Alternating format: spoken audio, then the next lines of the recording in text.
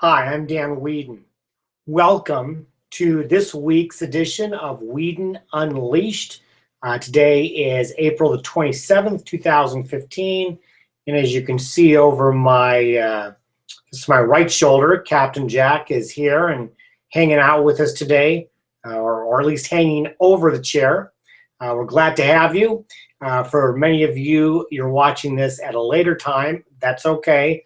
I'm hoping that we'll have a few people here. We've got some people who said they will be here during the live event.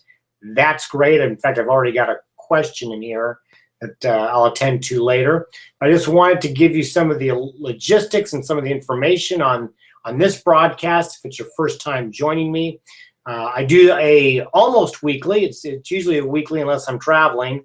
Monday noon Pacific time event. This is it. It's live, unedited, and we talk about business strategies, topics, concepts, best practices that will help you boost your business, enrich your life. That's all. That's what we're looking for.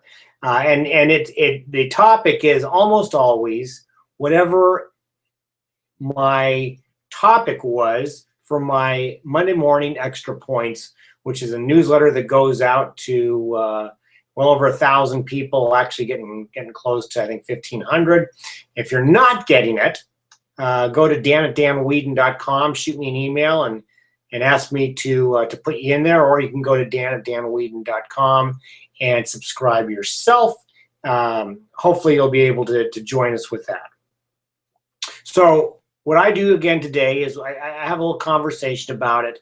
As I mentioned, I take questions, I take comments. I've already got a question. I'm going to answer that after my initial monologue, so to speak, and we'll go from there.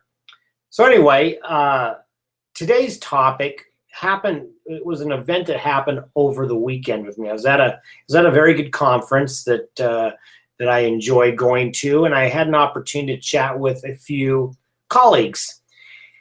And one of the topics that came up, these colleagues are probably 10 to 15 years older than me. I'm 50, and so they're probably in their mid-60s, and some were somewhat bemoaning in kind of a jovial way how today's youth, today's average person, so to speak, isn't as updated, as educated, as in the know as what used to be when it comes to world events. So anything dealing with politics, governments, current events in the news, things like that. And the reason it came up is one of the gentlemen was pointing to, you've seen these skits on TV. I think David Letterman did them, or others have done them too. The man in the street, so to speak, where somebody will ask a question about a historical figure, a political figure, somebody like that, and we'll find out what they know about them, and in many cases they're just guessing. It's kind of the version of "Are you smarter than a fifth grader?" And so this person talked about this was kind of proof of what's going on out there, and I challenged it, which sometimes I'm apt to do. I challenged it from the standpoint of, number one is, from that aspect, as far as having knowledge and knowing where to find it, we've never had a time in history where we've had more of that. 35, 40 years ago, there was only 3 main networks. Cable was in its infancy. I still remember that. You had ABC, NBC, and CBS. And that was pretty much it. And you got your information from them.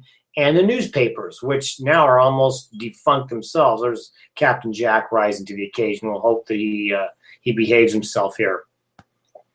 That really, in essence, a couple things at play. Number one is where you grow up, the people you hang around. Those are the people that influence you, and we all kind of have that same perspective. When some of these gentlemen were saying, well, everybody that I know knows all of it. Well, of course they do, because they're in your circle. Because we all grew up, at least this group here grew up in, I apologize. Hey, knock that off. Make a mess there. Sorry. See, that's what happens when you get live TV and a Jack Russell Terrier. Yeah, maybe you'll just lay down. There we go.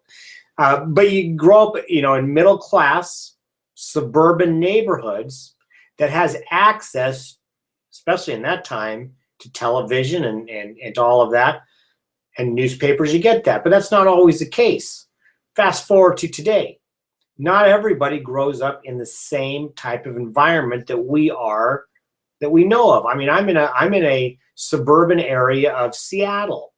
There are people that I just can't relate to in what they've gone through and experiences that have grown up in the inner cities or in just difficult, challenging places. We know that from academics. So I don't know who's being interviewed for these man on the streets. And to add to it, I'm sure the television show isn't showing everybody who got the answer right. They're adversely selected against. The bigger picture of this that I tried to bring out in my newsletter today is I think much more important. That we as individuals can't get caught up into, hey, in my day, when we did this and it was good enough for me. You know, I pointed to the fact one of my favorite musical artists, Billy Joel, in the song Keeping the Faith, said, the good old days weren't always so good and tomorrow ain't as bad as it seems, which is true. The good old days weren't always so good. I pointed out that even before me, the good old days included things like segregation and women couldn't vote, and you can go back as far as other bad things that we look at today and say that's no good. And in fact, education, we had to use encyclopedias that became quickly outdated, and you had to buy more. Today we have the internet, and we have the ability to go and get knowledge. So the thing is this, and it plagues companies, and it could plague your company when you start looking at groupings. Well, today's generation, or a certain gender that's in power, whether it's women who are CEOs or men who are CEOs or boards of directors, and you start looking at people and making distinctions on what your experience is. It's a very dangerous and slippery slope. Too many people I've talked to over the years get caught up into, especially when you're talking generational. Well, today's generation is this and they're that, and a whole bunch of generalities. Well, the same thing was said about my generation and generations past. In fact, I think I saw something with Plato or Socrates that had something about a new generation. Well, that's thousands of years ago. What we need to do as individuals, whether you own your own company, whether you're an employer, whether you are a manager, whether you're an employee, is we have to take the experiences that we have and put them to good use. Learn from them. Take what we can and put them into a context, into a platform that we're able to not only help ourselves personally and professionally, but we're able to help other people too. We live in a very fluid and volatile society when it comes to things like technology. The fact that you're watching me right now, right here, I don't know where you're watching me from, but here Captain Jack and I are in Seattle, and you're hearing me spout off my opinions. You couldn't do that 10 years ago like this. You couldn't do it 30 years ago. So we have to be very careful in looking back at our experiences and putting that into a context that we're thrusting them on other people and saying, this person's not as smart. This generation's not as smart. These people are breaking the law as we see it, or whatever the case may be. The reality is that we all have experiences. We all have diversity within those. And what we have to do is put them to good use, not bad use.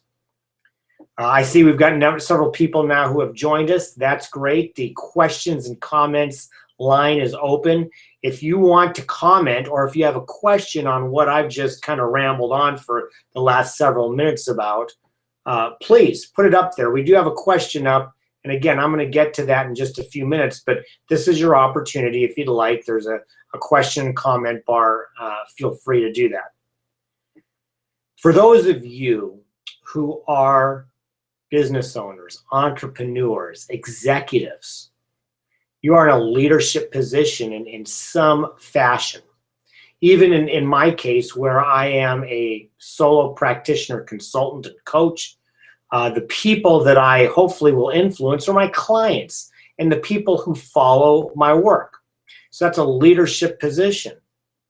the importance of taking my experiences and my background and putting them into a context that will benefit somebody else is important.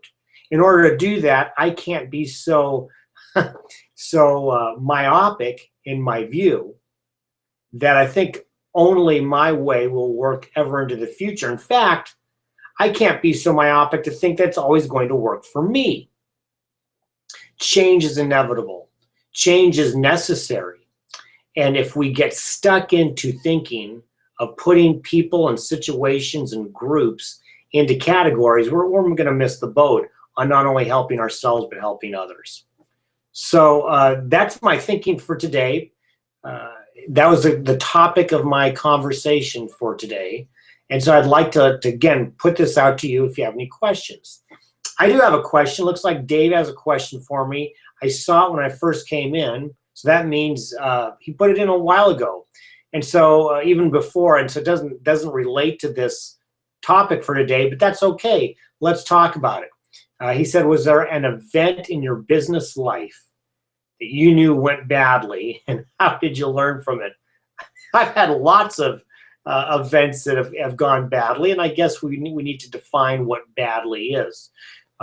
Because in every situation, good, bad, or even often indifferent, we learn something from. Top of mind, the thing that constantly pops up is whenever you're in a speaking event, you can expect something out of the ordinary or strange to happen from it. Technology fails or doesn't work at all. Somebody gives you an introduction that was either horribly given and doesn't set you up for success, or just was plain wrong. Or the audience that you're speaking to may not be what you expected, and it may just be different. You know, I recently was at a conference where I was a speaker for 2 separate days, and the first day went very well. Although it's funny that sometimes, depending on what time of the day it is, if it's after lunch or whatever, people's sense of humor may take a while to get kicked into gear. Or maybe I delivered it poorly. But the bottom line is, I remember specifically with this group, I had tried on several occasions to give some humorous thoughts and as part of the learning experience. And I didn't get any laughter. Now, for a lot of people, that's something that goes badly. You try to say something that's humorous in an effort to gain some engagement and some chuckles, and it falls flat, and you're in a room of 50 or 60 or 100 or 200 people, whatever the case may be. You may look at that as bad. I look at it as an opportunity. I always try to follow up with some sort of a remark on me, some sort of humor that's aimed at me, so that the only person who could be offended is me, and I'm not going to be offended. And so I change and refocus and come up with something that I'm hoping will make people laugh, and invariably that happens. You know who I learned that from, or maybe I shouldn't say I learned it from, but who was the master of it, is Johnny Carson. Johnny Carson, when he would do his monologues, for those of you old enough to remember Johnny Carson, he once in a while would spit one out that didn't work, and he would always poke fun at himself for that. And that's something, as Dave, as I look at that, that's a business event, and I know Dave a little bit, and I know he's a speaker, and so I use that example as a situation. But you're going to try things. You're going to try humor. You're going to try a story, and you're probably going to have some level of technology. Those are all things that can go wrong. What you learn from them is it's not the end of the world. It's not a blight on your character or on your self-worth. What it is something that happens. What you learn from it is the next time to perhaps be better prepared for that type of inevitability. That's the first thing that popped into my head. I've been fortunate. Most of my consulting practices have gone well. When I was an insurance agent, I had clients leave me for a variety of different reasons. I can't think of too many that was just because of me. A lot of times it had to do with the program I had or the company. Somebody else was able to get it at significantly less. But, you know, you have those things that go badly. The reality is that you and I are probably not like doctors or people out in wartime situations. We're not dealing with life and death. We're just dealing with stuff that happens. And so always look for a way to learn from it and be in the moment. Be in the moment. This is kind of a collective view.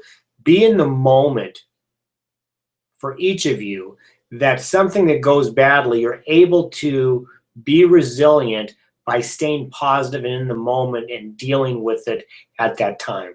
So that's something that that you might think about for that. Dave, I hope that answered your question. If you're one of the viewers that I see that's on, feel free to let me know if that was it, and that would be great. I've got room for others. If there's anybody else out there, I see we have several people. If you have any questions or comments, maybe specifically related to today's topic, now is the time to let me know. Now's the time to ask the questions or give the comments. And so what I'll do is I'm going to go back and summarize very briefly today's topic. And today's topic was really about the good old days and how you can't use the good old days to move forward productively for either yourself individually or if you're looking at a class of people and how that looks in organizations. And I think the biggest group that we look at is generations. And if you are somebody who is hiring in new people, you can't go based on a generation to define them.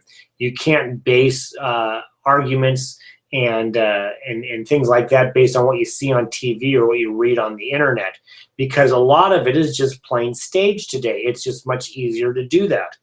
We are given a wealth of information, and we have to be very cautious of what we read to make sure it's right.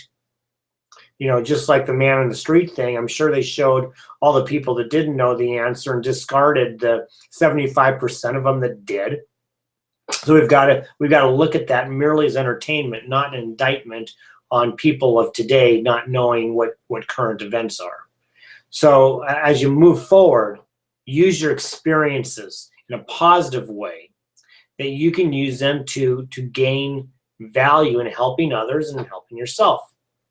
So that's it. That's what I got today.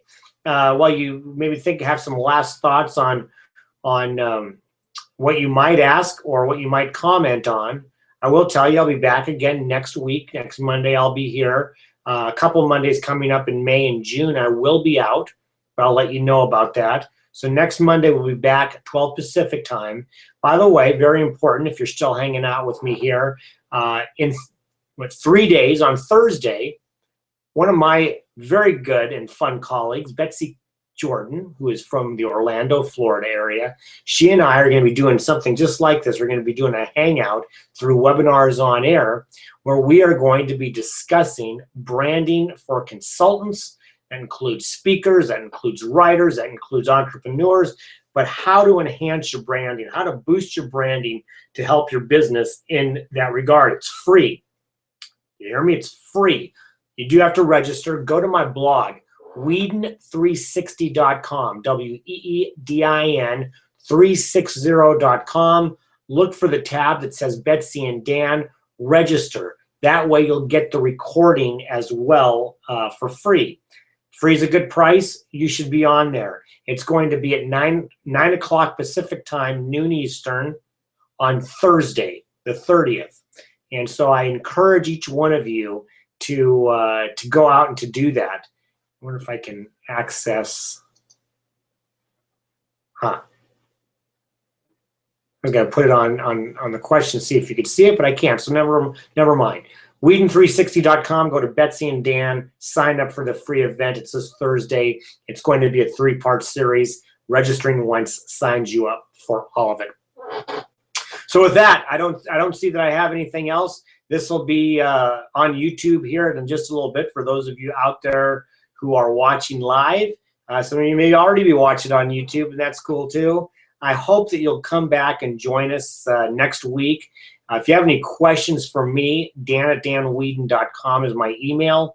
You can go to my website at danweedin.com and learn a lot more about me and what I do in my work with executives and with entrepreneurs and with consultants. And aside from that, I think we're going to move on. I will look forward. Captain Jack and I send you our best. Hope you have a good week, and we'll see you next Monday. Ciao.